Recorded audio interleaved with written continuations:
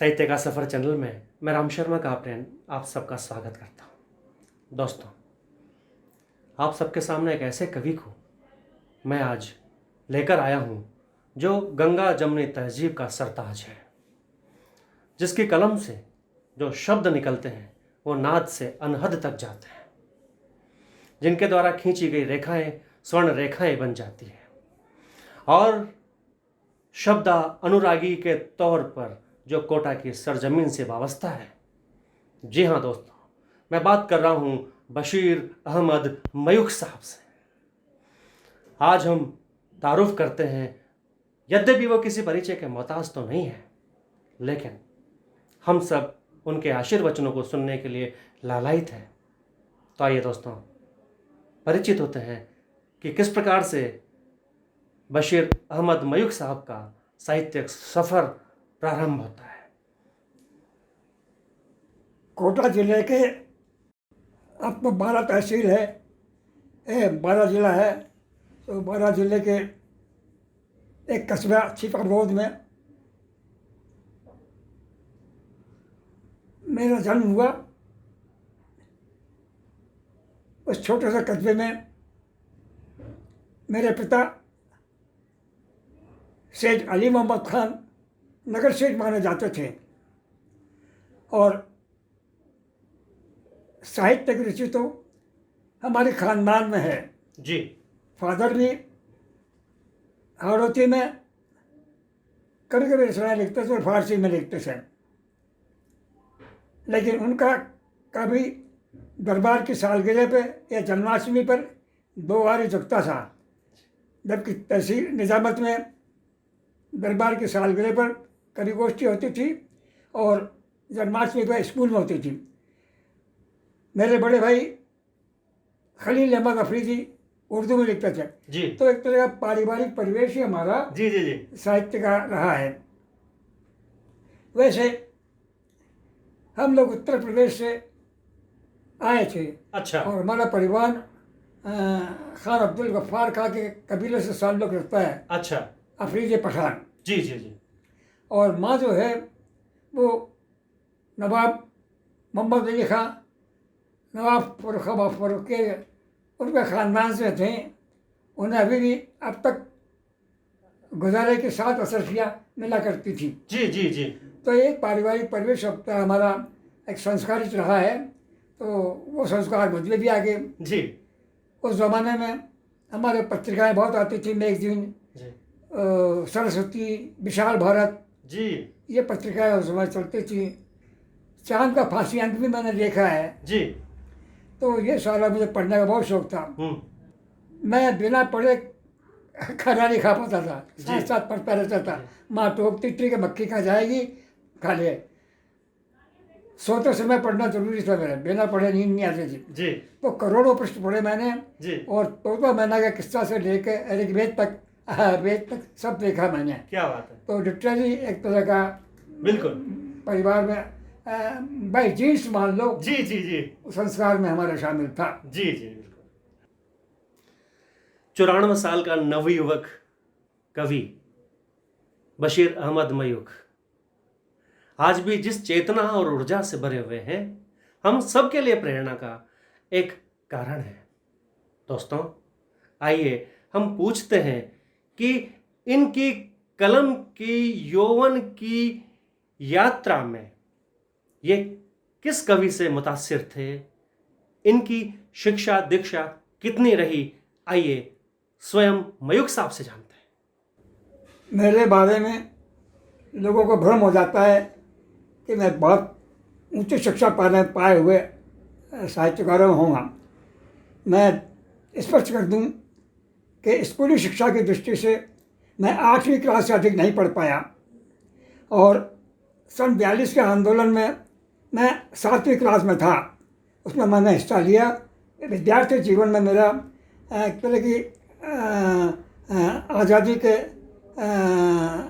आंदोलन वालों में जो भी थे लोग थे, जयप्रकाश नारायण थे, गांधी जी थे, इन सबसे, डॉक्टर लोहिया थे, इन सबसे प्रभावित हुआ मैं राजनीतिक जीवन में।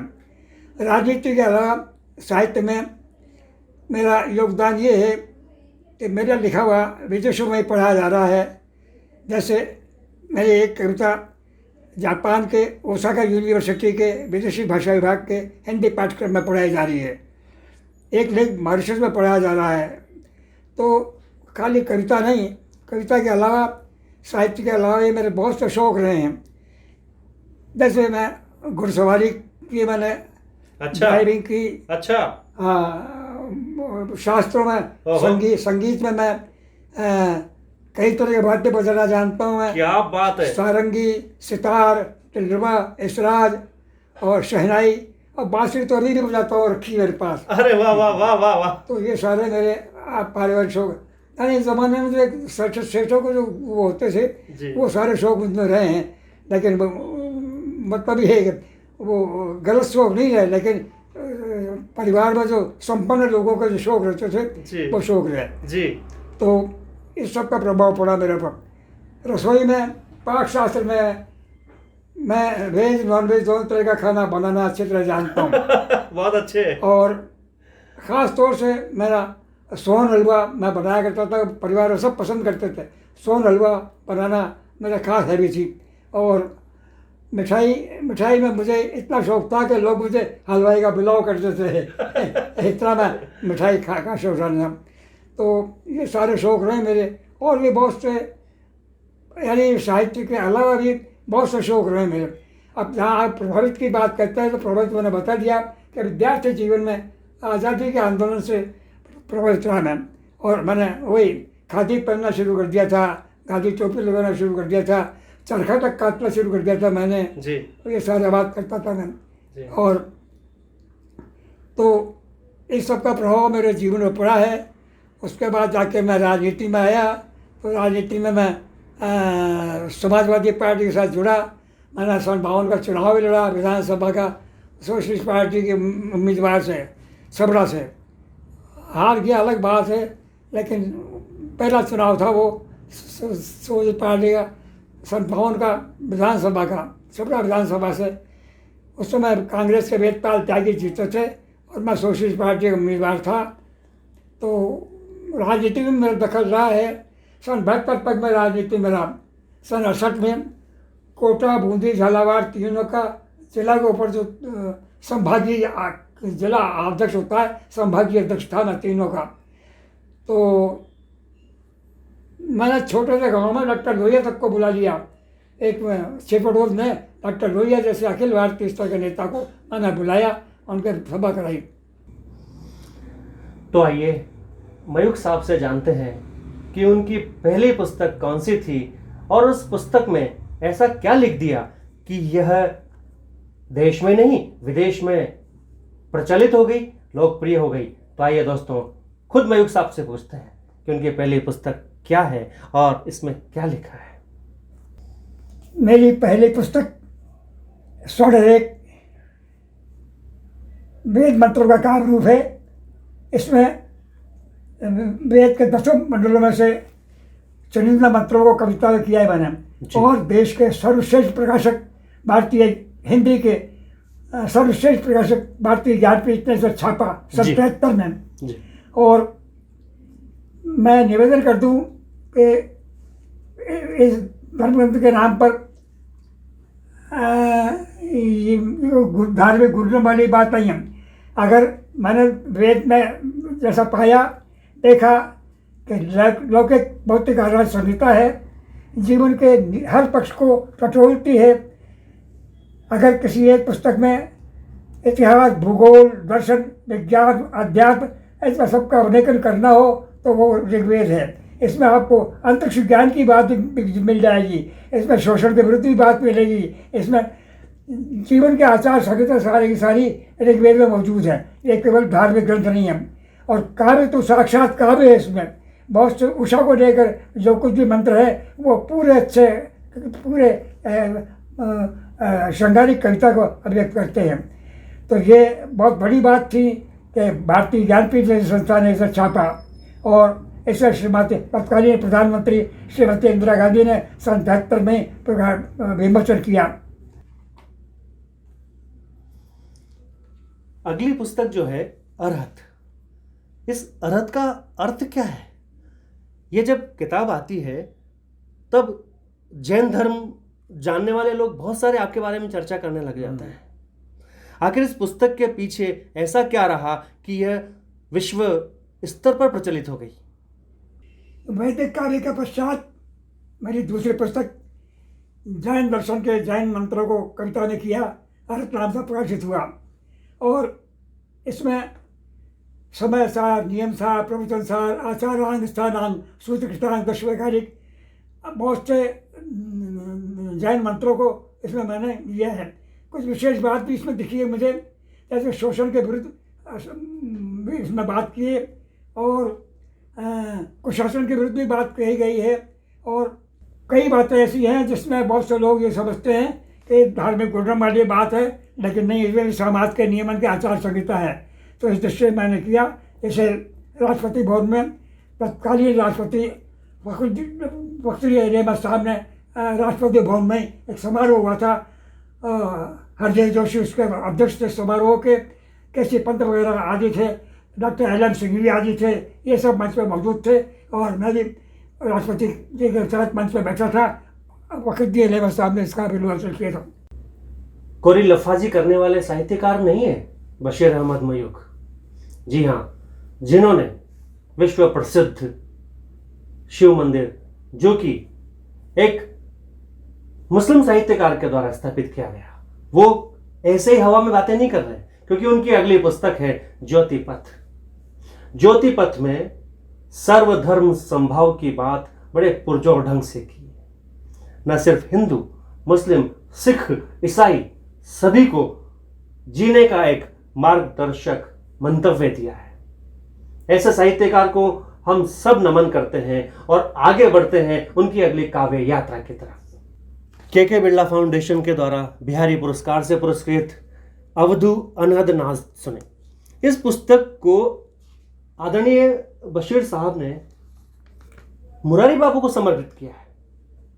आइए दोस्तों, जानते हैं कि इतनी बड़ी पुस्तक को जब ये लिख रहे थे तब इनके मन में क्या चल रहा था। मेरे हाथ में मेरी दार्शनिक किताब है अवधू अनहद नाद सुने। ये सार्थक प्रकाशन दिल्ली से छपा है, और इसको के बिरला फाउंडेशन का 1 लाख का बिहारी पुरस्कार इसी पुस्तक में मिला है जी। ये एक दार्शनिक आध्यात्मिक काव्य है। इसमें संत मुरारी बापू को समर्पित किए ये, और इधर के गुजराल साहब को।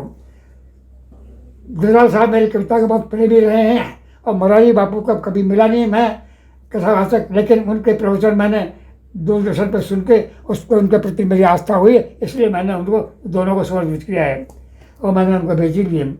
तो ये एक आध्यात्मिक दार्शनिक काव्य पुस्तक धर्म ग्रंथों की नहीं है, एक तरह के जीवन के दर्शन का है, बल्कि सृष्टि का निर्माण किस ढंग से हुआ इसके बारे में दर्शन अध्यात्म क्या कहता है, और सारी की सारी ये आध्यात्मिक कविता है। इसमें दार्शनिक आध्यात्मिक कविताओं के संग्रह का नाम है अवधू अनहद नाद सुने। अवधूत का संक्षिप्त रूपांतर है, कबीर की भाषा है अवधूत, अवधू अनहद नाद सुने। तो आंतरिक एक तरह की अंतर के निकले हुई वो ये मेरे मन की बात इसमें कही है मैंने।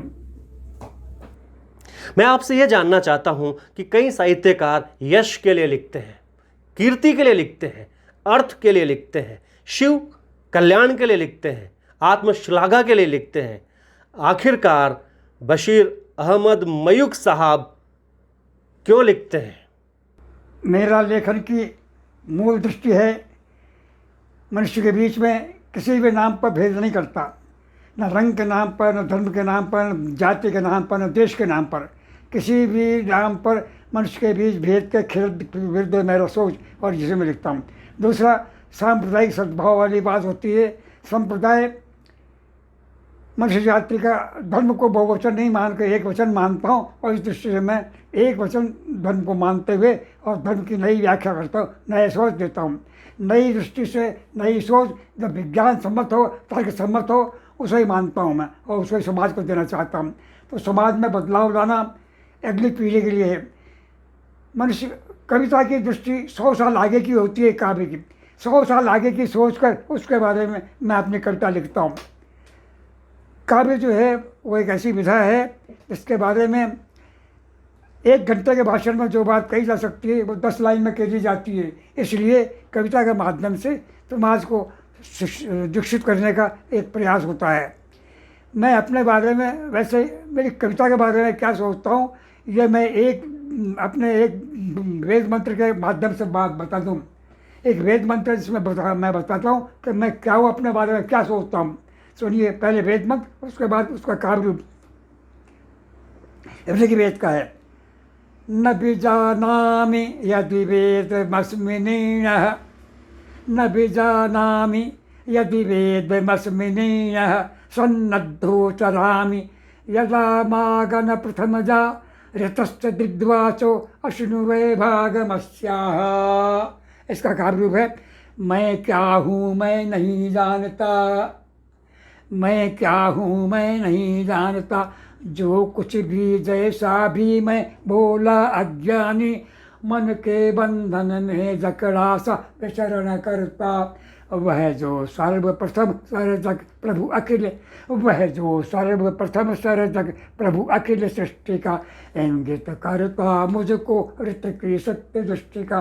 कब होती है आविर्भावित मेरी वाणी, और जन्म ले जाती है कविता कल्याणी, और जन्म ले जाती है। धन्यवाद। क्या बात है, बहुत बढ़िया, बहुत बढ़िया। बशीर अहमद मयूख साहब दिल्ली में ही नहीं, देश में ही नहीं, संपूर्ण विश्व में जिनको मान मिला, सम्मान मिला, और जिनका नाम आज हर पढ़ने वाले लिखने वाले के जुबान पर रहता है। दोस्तों, दिल्ली की नगर निगम के द्वारा पहले अभिनंदित साहित्यकार रहे हैं बशीर अहमद मयूख। ये तो दिल्ली की बात हुई दोस्तों, लेकिन जापान की ओसाका विश्वविद्यालय में एक बच्चा हंसा, ये कविता आज भी पढ़ाई जाती है। मॉरिशस में जब विश्व हिंदी सम्मेलन होता है तो वहाँ पर इनको सम्मानित किया जाता है। दक्षिणी अमेरिका में इनका मान बढ़ता है।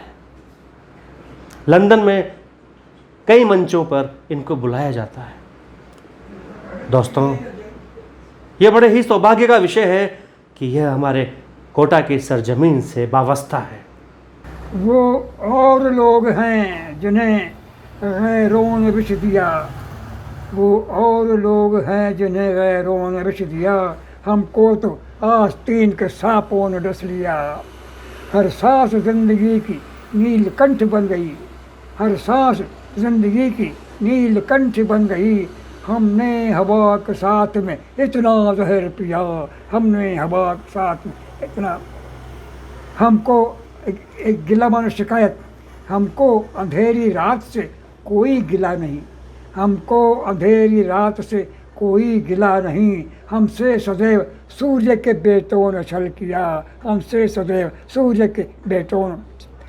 अक्सर मिली जो रोशनी, अक्सर मिली जो रोशनी, इस तौर पर मिली जैसे किसी मज़ार पे जलता हुआ दिया, जैसे किसी मज़ार पे जलता हुआ दिया। वो देवता के द्वार पे चंदन घिसा किए, वो देवता के द्वार पे चंदन घिसा किए, घूंघट के पट खुले नहीं कैसे मिले पिया। जब भी समय के राम को वनवास मिला है, जब भी समय के राम को वनवास मिला है, सोना हिरण्य आन के अक्सर छली सिया, सोना हिरण्य आन के अक्सर छली सिया। मित्रों, मयूख बज़्म में बदनाम हो गया, मित्रों मयूख बज़्म में बदनाम हो गया। दुखती रगों को छेड़ के जब जख्म को सिया, बदनाम हो गया। वो और लोग हैं जिन्हें गैरों ने विष दिया, हमको तो आस्तीन के सांपों ने डस लिया।